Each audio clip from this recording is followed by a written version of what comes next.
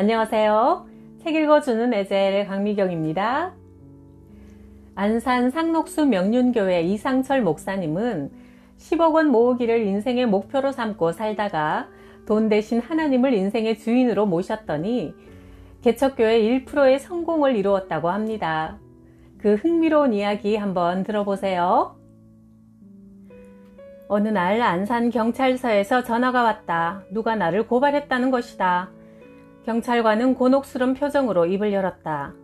목사님 교회를 고소한 분은 보건소 소장님이십니다.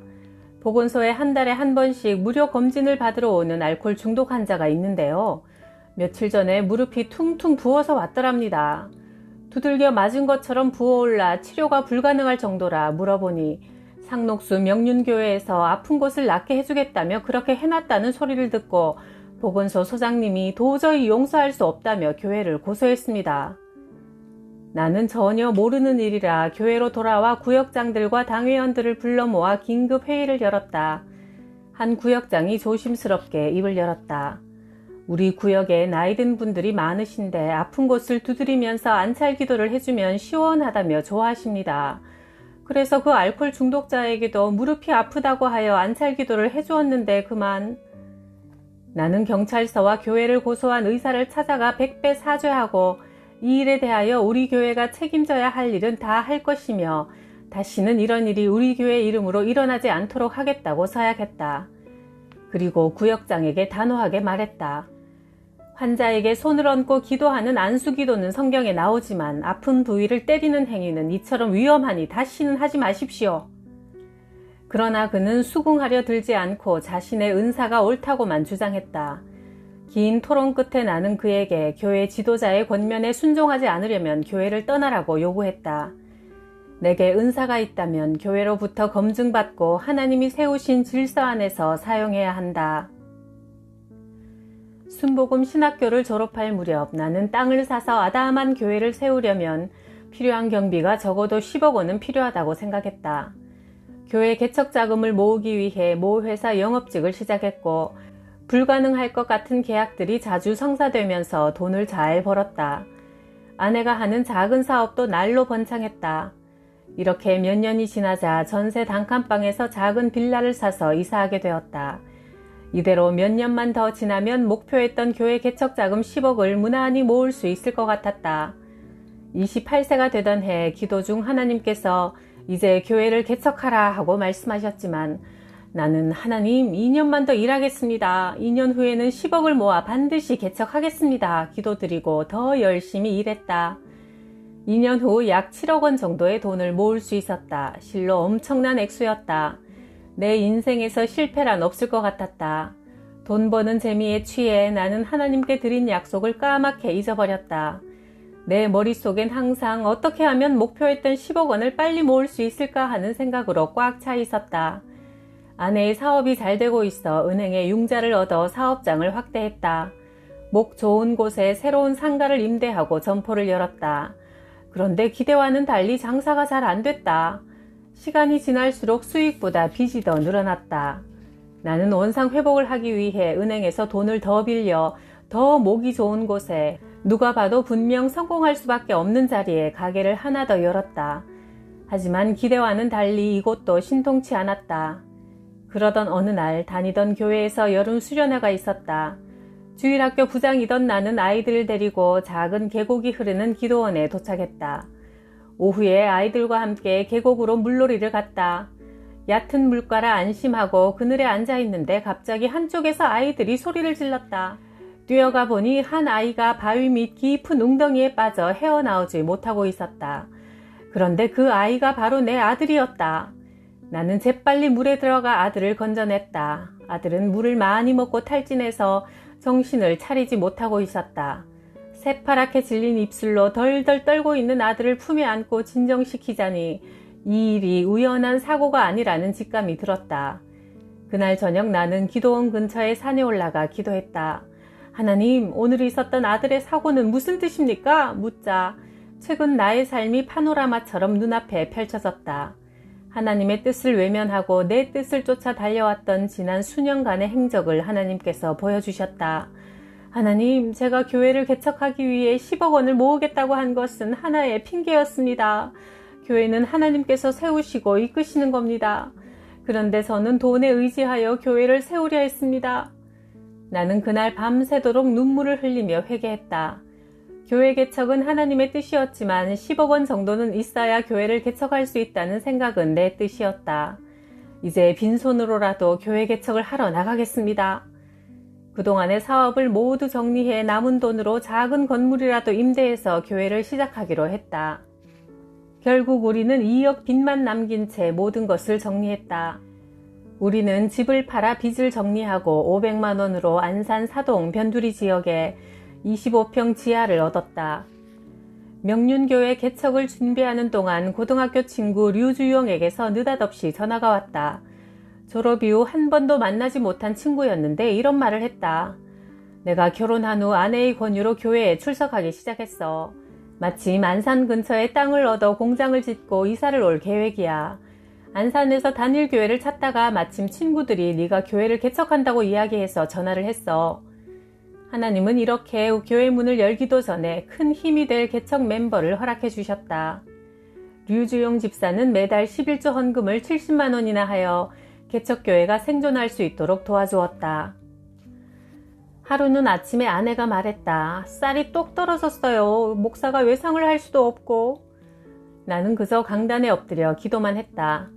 그때 교회 문을 열고 들어오는 인기척이 났다. 낯선 아주머니가 와서 말했다. 전도사님, 저는 서울에서 기도원을 운영하고 있는데요. 기도 중에 하나님께서 안산 명륜교회를 찾아가라 하셔서 이렇게 왔습니다. 아주머니 말씀이 채 끝나기도 전에 동네 슈퍼 아저씨가 어깨에 쌀 포대를 올리고 교회로 성큼 들어왔다. 쌀이 필요할 것 같아 사왔어요 라는 말을 남기고 아주머니는 문 밖으로 총총히 걸어 나가셨다. 또 한 번은 양복이 다 떨어져 예배 때 입을 옷이 마땅치 않았다. 하나님, 입고 나갈 양복이 없네요 기도했다. 그날 마침 대전에 사시는 한 여집사님이 안산에 오셨다가 우연히 우리 교회에 들러 기도하시다가 전도사님, 양복이라도 한 벌 해입으세요 하고 돈을 주고 가셨다. 그 여집사님은 대전에 내려가서도 60만 원을 우리 교회에 헌금해 주셨다. 이런 일들을 무수히 겪으면서 나는 형편이 어려워도 오직 하나님만 바라보며 기도에 힘썼다. 지하교회에 있을 때부터 교인 300명이 될 때까지 나는 매일 하루 7시간씩 눈물로 기도했다. 나를 고난으로부터 자유롭게 하실 수 있는 분은 오직 하나님뿐이었다. 5명으로 개척을 시작하여 10년 후 2,000명 교인으로 늘어난 비결이 있다면 그것은 기도였다. 지금은 스케줄이 점점 늘어나 바빠져도 기도하는 시간만큼은 빼앗기지 않으려고 노력한다. 기도는 목회의 출발점이자 종착역이기 때문이다. 하나님께 부흥을 달라고 눈물로 외쳤던 그 기도가 지금 온전히 이루어졌다. 부흥은 결코 인간의 힘으로 되는 것이 아니다. 목회자 혼자서만 기도해서는 부족하다. 교인들도 열심히 기도에 동참시켜야 한다. 2명이든 3명이든 함께 기도할 수 있는 시간을 많이 만들어야 한다. 성도들이 기도에 불이 붙고 응답받는 체험을 하게 되면 교회 분위기가 뜨거워진다. 성도들은 세상에서 경험하지 못한 성령 충만함을 잊지 못한다. 교회를 선택하는 제1조건은 교회가 얼마나 영적인가에 있기 때문이다. 사람들이 교회를 찾는 이유는 세상과 다른 영적인 은혜를 얻기 위함이다. 개척한 지 2년 후 30여 명이 모이자 지하가 비좁았다. 은행 잔고는 27만 원 뿐이었지만 내 기도를 들으시는 하나님을 믿기에 교회 옮길 장소를 찾아 돌아다녔다. 그러던 중 우연히 길에서 근처 교회 목사님을 만났다. 전도사님, 어디를 그렇게 다녀오십니까? 네, 교회를 알아보고 있습니다. 현재 교회가 좁았어요. 그래요, 마침 잘 됐네요. 저희도 이번에 다른 곳으로 교회를 옮기려고 지금의 교회 건물을 내놓았습니다. 1층으로 지은 아담한 교회에 들어가 보니 크기와 시설 모든 것이 마음에 쏙 들었다. 우선 27만 원을 계약금으로 드리고 잔금은 말씀하시는 날짜에 드리겠습니다. 그 길로 교회로 돌아와 금식하며 기도했다. 하나님, 구입비용 1억 5천만 원을 주실 줄 믿습니다. 기도하는 가운데 점차 마음에 평안이 찾아오면서 그 교회로 이전할 수 있다는 확신이 들었다. 금식을 끝내고 교회 근처 식당에서 식사를 하는데 마침 아는 집사님을 만났다. 내 이야기를 듣더니 선뜻 5천만 원을 주시겠다고 하는 게 아닌가. 그 돈으로 중도금을 치르고 나자 이번에는 대구에 계신 한 집사님이 2천만 원을 주시는 등 여러 도움의 손길들이 일어나 그 교회를 구입했다. 지금은 1000평 예배당에 강원도 홍천에 10,000평이 넘는 수양관도 허락해 주셨다. 50평의 아담한 단독 건물로 교회를 옮기고 나자 교회는 더욱 활기가 넘쳤다. 매일 동네에 전도하러 다니다 보니 아파트 근처 벤치에 외롭게 앉아있는 노인들을 자주 보게 되었다. 사람이 그리운 어르신들은 오가는 사람들을 쳐다보며 외로움을 달래고 있었다. 나는 이들을 위해 교회가 뭔가 해야겠다는 생각이 들었다. 자원봉사자 교인들과 일주일에 2번 명륜교회에서 점심을 대접하자 많은 교인들이 우리 교회를 찾아왔고 주민들도 우리 교회에 좋은 인상을 갖게 되었다. 어떤 분들은 봉사에 감동해서 헌금을 하시기도 하고 또 어떤 분들은 우리 교회에 등록했다. 이 일로 안산시에서 주는 봉사상도 받았다. 하나님은 소외된 이웃을 돌보는 작은 일도 기뻐하셨다. 지역 주민들을 섬기자 교인들이 부쩍 늘어나 또 공간이 비좁아졌다. 교회 건축을 새로 시작하자 장로님 한 분이 추운 겨울날 교회 앞에서 붕어빵 포장마차를 시작했다. 아니, 장로님 왜 갑자기 붕어빵 장사를 시작하셨어요? 장로님은 그저 빙그레 웃으시며 내게 갓 구워낸 따끈따끈한 붕어빵을 건네주셨다. 나는 속으로 장로님 사정이 더 안 좋아졌구나 걱정하며 장로님을 위해 더욱 열심히 기도해드렸다. 그해 겨울 내내 장로님은 차가운 날씨 속에서 웃으며 붕어빵을 만들어 파셨다. 한 해의 막바지 주일날 재정 집사님이 내게 찾아왔다. 글쎄, 장로님이 겨울 내내 붕어빵 파신 수익 전부를 건축헌금으로 드리셨어요. 연세도 많으신데 추운 겨울에 내내 고생하신 것을 생각하면 저희도 부끄럽습니다. 나는 이런 정금 같은 믿음을 가진 성도들과 함께 한 교회를 이루고 있다는 것이 참으로 감사하고 행복하다. 교회를 개척하고 나서 처음엔 어린이 전도에 관심을 갖고 어린이들에게 먼저 다가갔다. 교회 앞 공터에서 뛰어노는 아이들을 교회로 불러서 라면도 끓여주고 숙제를 돌봐주자 아이들 성적이 오르기 시작했다. 그러자 부모들이 교회 가서 공부하고 오라고 아이들의 등을 떠밀었다. 처음엔 6, 7명이던 아이들이 30명에 이르자 어느덧 나는 아이들 공부 가르치는 일이 내 목회의 주된 일이 되어갔다. 기도하는 중 하나님께서 이 일을 원하지 않는다는 음성을 들려주셨다. 너의 사명은 아이들의 학원 강사가 아니라 기도와 말씀 준비에 전념하는 것이다. 개척교회가 성장하려면 예배에 은혜가 있어야 한다. 기도가 뜨겁고 설교에 감동을 받아야 교인들이 자신감을 가지고 다른 사람들을 교회로 데려온다. 개척교회로 사람을 이끄는 유일한 자원은 기도와 말씀인 것이다. 목회자는 모름지기 기도와 성경 연구에 온전히 집중해야 한다는 것을 나는 그 사건을 통해 깨달았다. 교회는 만민이 기도하는 집이다. 낙심하고 상심한 사람들이 하나님을 찾고 싶을 때 언제든지 와서 기도할 수 있는 곳이어야 한다. 나는 이런 믿음으로 개척 초기부터 지금까지 교회를 24시간 개방하는 원칙을 지켜왔다. 처음엔 교회 음향기기가 없어지기도 하고 성미를 도둑맞은 적도 수없이 많았다. 그러나 물건을 잃어버리는 사소한 손해보다 영혼을 얻는 유익이 더 컸다. 강단에 엎드려 기도하던 어느 날 밤 새벽 2시경 누군가 교회 안으로 들어왔다. 허름한 차림에 긴 머리카락을 허리까지 늘어뜨린 남자였다. 놀라게 해서 죄송합니다. 예전엔 교회에 다녔는데 지금은 자유롭지 못한 몸이라 주일 성수도 못하고 이렇게 남루한 모습으로 산천을 떠돌고 있습니다. 오늘 문득 내 인생에 한심한 생각이 들어 답답한 마음으로 기도할 곳을 찾아 이 동네를 돌아다녔지만 교회 문이 열린 곳이 없더군요. 포기하려던 차에 마침 이 교회에서 기도하는 소리가 들려오고 문이 열려 있어 들어왔습니다. 그날 이후 그는 밤늦은 시간에 자주 기도하러 왔고 주일 예배에도 참석하게 되었다. 6개월 정도 지난 어느 날 그가 말했다. 그동안 목사님의 말씀과 기도 덕분에 많은 것을 깨달았습니다. 사실 저는 사업에 실패하여 부도를 내고 기소 중지 중에 있는 도망자 신세입니다. 그런데 목사님과 함께 기도하면서 하나님께서 내게 원하시는 일이 따로 있음을 깨닫게 해주셨습니다. 이제 자수하여 죗값을 치르고 돌아와 새로운 삶을 살겠습니다. 현재 그는 형량을 다 치르고 나와 가구 디자이너로 새로운 삶을 살아가고 있다. 나는 충청북도 충주시 상모면 토계리 빈농의 가정에서 태어났다. 형과 동생이 태어난 지 얼마 되지 않아 병으로 세상을 떠나자 어머니는 남아있는 자식들에게는 더 이상 이런 일이 일어나지 않기를 매일 정한 술을 떠놓고 간절히 빌었다. 그러던 차에 나도 병에 걸려 3일 동안 의식을 잃고 사경을 헤매자 어머니는 나를 데리고 무당을 찾았다. 무당은 내가 장수하려면 천년 만년 사는 마을 뒷산의 큰 바위를 양아버지로 삼으라고 했다. 어머니는 뒷산 큰 바위를 찾아가 절을 하며 나를 양아들로 삼아줄 것을 부탁하는 제사를 지냈다. 그리하여 나는 바위의 아들이 되었다. 그 후부터 나는 해마다 몇 번씩 뒷산 큰 바위 양아버지에게 제사하러 다녀야 했다. 아버지가 내가 9살 때 병으로 자리에 눕자 어머니는 다급한 마음에 또 무당을 찾았다. 무당은 세상을 먼저 뜬 고모 귀신이 회방을 하여 가정에 어려운 일이 많이 일어나므로 고모 귀신을 달래는 굿을 하면 좋아질 거라 했다. 그러나 어머니는 밭에서 일을 하며 무당의 말을 곰곰이 생각하다가 문득 이런 마음이 드셨단다.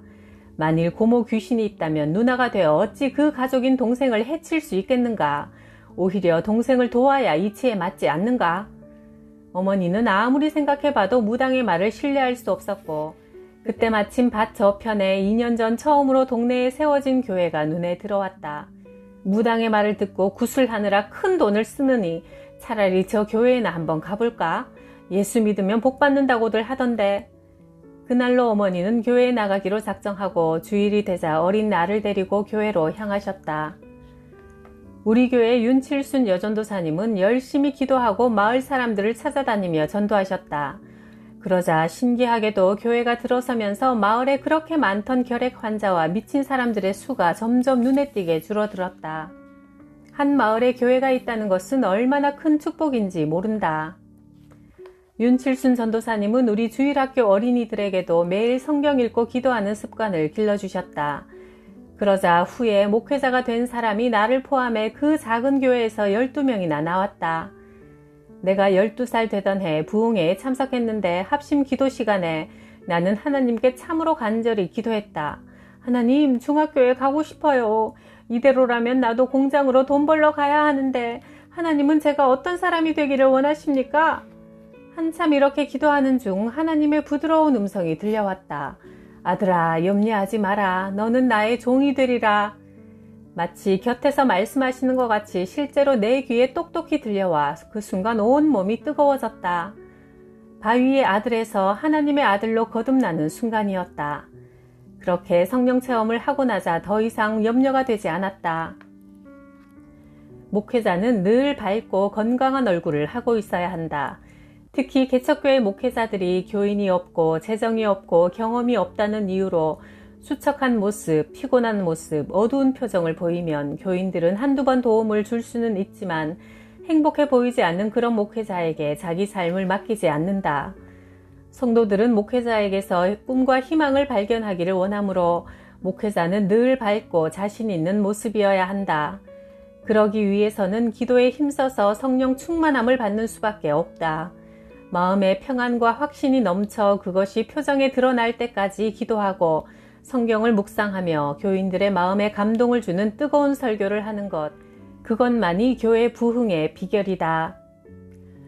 제자들이 다 같이 한 곳에 모여 기도에 힘쓸 때 호련히 하늘로부터 급하고 강한 바람 같은 소리가 있어 그들이 앉은 온 집에 가득하며 마치 불의 혀처럼 갈라지는 것들이 그들에게 보여 각 사람 위에 하나씩 임하더니 그들이 다 성령의 충만함을 받고 사도행전 1장 1절에서 4절. 오직 기도에 힘써서 성령 충만함을 받는 것이 우리가 그토록 추구하는 행복과 성공의 비결인 것 같습니다. 모두 10억보다 하나님을 소유하는 행복 누리세요. 10억도 100억도 하나님 손안에 있으니까요. 구독, 좋아요, 댓글로 행복을 선물해 주셔서 감사해요.